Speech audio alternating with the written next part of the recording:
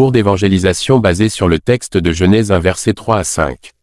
Chers amis, aujourd'hui, nous allons nous concentrer sur une histoire importante de la Bible, trouvée dans le premier livre de la Genèse, chapitre 1, versets 3 à 5. Dieu dit, que la lumière soit.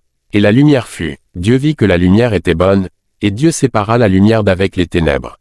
Dieu appela la lumière jour, et il appela les ténèbres nuit. Ainsi, il y eut un soir, et il y eut un matin. Ce fut le premier jour. Ces versets nous rappellent que Dieu est le créateur de tout ce qui est bon et utile dans le monde. Au début de la création, Dieu a séparé la lumière des ténèbres, apportant la clarté dans un monde autrefois sombre et sans vie. En nommant la lumière, jour, et les ténèbres, nuit, il a créé un cycle naturel de temps qui a rythmé la vie des hommes depuis des millénaires. Tout au long de la Bible, la lumière est souvent utilisée comme symbole de la vie, de la voie de la vérité, de l'amour et de la présence de Dieu. Par exemple, dans Jean 8 verset 12, Jésus déclare « Je suis la lumière du monde.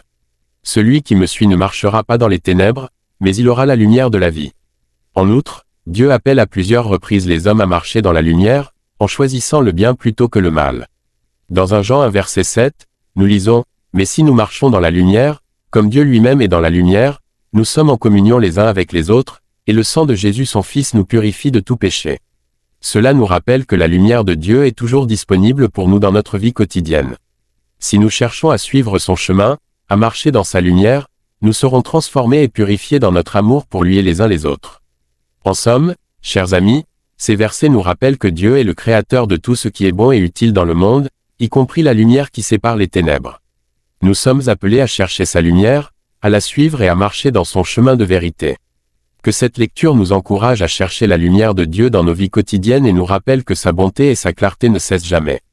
Merci à vous et que Dieu vous bénisse. Votre frère évangéliste fidèle. Si vous avez aimé ce petit cours, n'oubliez pas de vous abonner et laisser un cœur pour que cette vidéo soit référencée auprès de plusieurs personnes, et si vous avez des sujets ou des tests bibliques que vous ne comprenez pas, vous pouvez la laisser en commentaire, on se fera le plaisir de vous aider avec quelques explications. Merci.